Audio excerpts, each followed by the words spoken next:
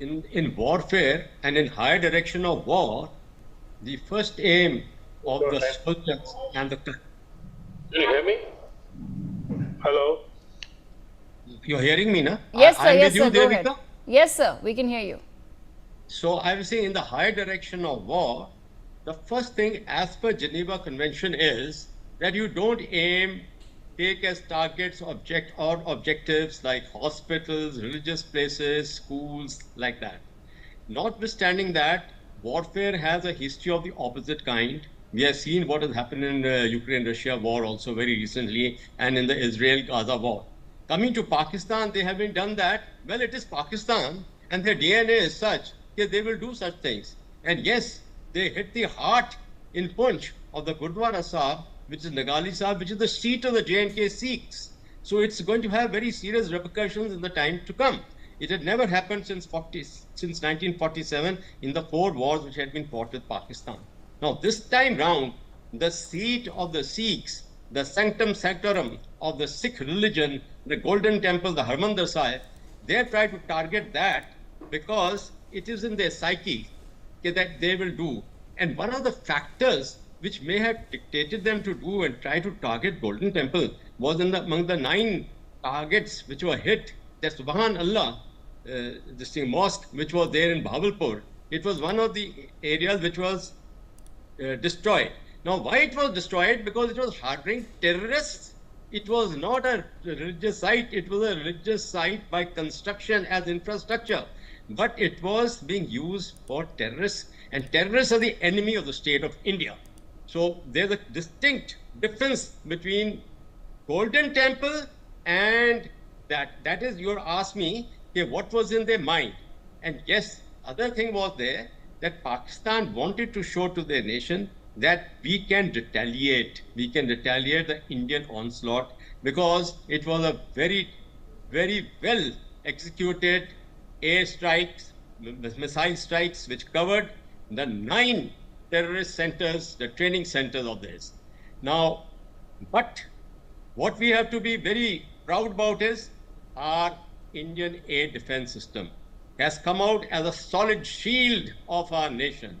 It not only protects our border, it goes across and destroys incoming enemy missiles and drones. So it has both been an interception and a strike force which the Indian Army Air Defense has come up with, or the entire air defense system, which is a layered system, 4-fold, starting from our S-400s, and it comes in the midterm, the Akash, which has been a world beater. It has emerged as a world beater today. I must tell your viewers that just 2 days back, at a function, I had the opportunity of meeting Dr. Ramarao, the Akash man of India, the project director. And he told me that when he got into this project, Dr. Abdul Kalam, he referred to him as boss. And he said, I'm not your boss. Do you know who's your boss? So he was quiet. He said, Akash is your boss. And he said, I lived my life that way. And it has proved the point in the world. And next we come along, when we come, I'm not covering all the Air Force assets which were there. Then we come on to our Army Air Defense, which is the lowermost rank, which is covering the VAs, VPs, the vulnerable areas, vulnerable points, and Amritsar being a prime objective, prime city, a city of strategic interest to the country. It was very well covered. Our air defense cover was very solid, right down to the unit level. And what came of age here, I would say, was that the vintage, what we say the legacy equipment, the air defense L-70 guns, modified, upgraded, wonderful work done by our DRDO and other agencies to upgrade it, and great faith put into it by the Army Air Defense Corps, the Director Generals and the formation commanders. It did an exemplary job. It has a range of about 4 to 5 kilometers, effective range, can cover up to 12 kilometers. So that came into play when the innermost rank came, and we must credit them, at least they got a few drones down. Now, and apart from what was intercepted in the outer ring, outer perimeter, and the mid ring and outer perimeter. Now, must go to the credit of the General Officer commanding the division that they assessed very, very correctly. So it was right from the theatre commander down to the corps and the division that Amritsar and the Golden Temple was well protected.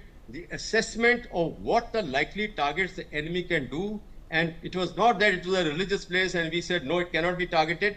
We assessed the Pakistan, the enemy, and what they can do, the nature of the state. For them, none of these institutions, religious, schools, temples, they don't mean a thing to them.